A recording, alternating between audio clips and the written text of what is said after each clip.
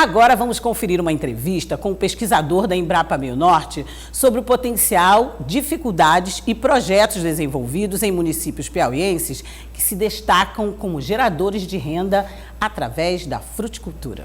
E nós vamos continuar falando da fruticultura no estado do Piauí. A gente conversa a partir de agora com o Eugênio Emérito.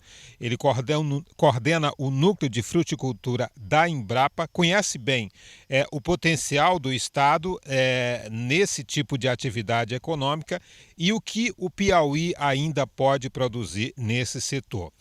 Eugênio, a gente mostrou aí a situação de Conceição do Canindé, onde o município se destaca pela produção de frutas, aproveitando as águas do rio Canindé. E aí eu queria saber de você, o Piauí tem outras áreas que ainda podem ser aproveitadas para a produção de frutas? Sim, Raimundo. O estado do Piauí tem todas as condições edafoclimáticas adequadas para a produção de fruticultura. No entanto, o nosso desempenho nas estatísticas regionais e nacionais são muito sofríveis. Nós ficamos numa posição muito pequena pelos índices de produção que nós temos hoje. No entanto, nós temos um potencial muito maior do que alguns estados que hoje se destacam, né? Sendo assim, o impacto de novas políticas públicas pode melhorar muito esse desempenho. A atividade de fruticultura está espalhada praticamente em todos os municípios do estado, o que é um ponto positivo, porque nós temos ela como atividade geradora de renda e pequenos negócios, né, praticamente em todo o estado.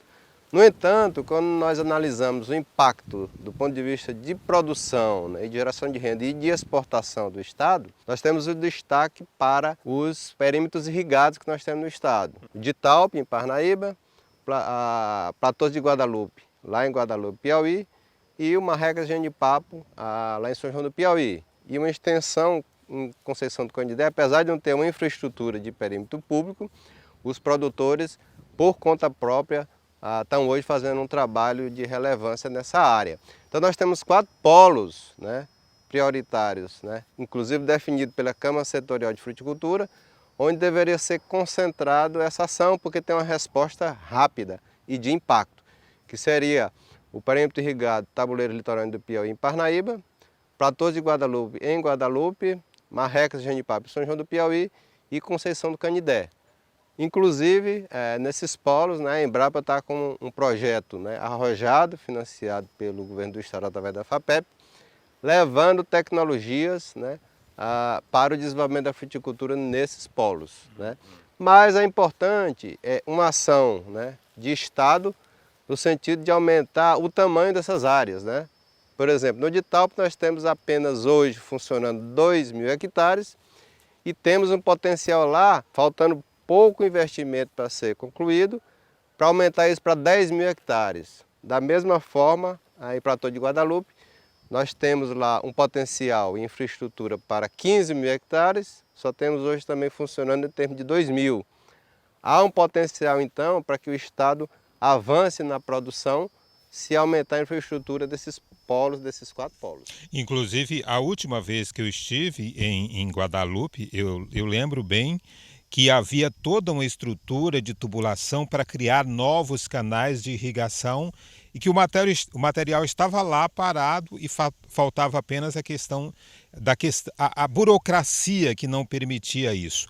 Continua na mesma situação? Infelizmente continua, Raimundo. E esse panorama é o mesmo que nós temos no de Italpe, né? Nós temos aí potencial e a maioria da infraestrutura já está pronta. Falta investimento e em relação ao investimento total, já feito naqueles perímetros, pequena monta para que a gente possa concluir, né, a totalidade de funcionamento desses perímetros que estão no estado, que daria um salto relevante, né, na produção de fruticultura do estado, gerando uma quantidade muito grande de emprego e renda. Qual é hoje o percentual de participação do Piauí na produção de frutas quando se fala, por exemplo, da região Nordeste? Infelizmente, hoje a estatística de hoje mostra um panorama irrisório, né, de participação do estado, né, no percentual nacional e no percentual regional, né.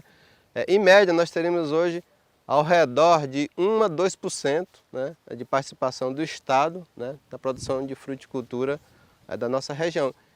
Inclusive abaixo do estado do Ceará, que tem um potencial edafoclimático menor do que o nosso estado, principalmente em relação a recursos hídricos, né? E qual a razão dessa diferença?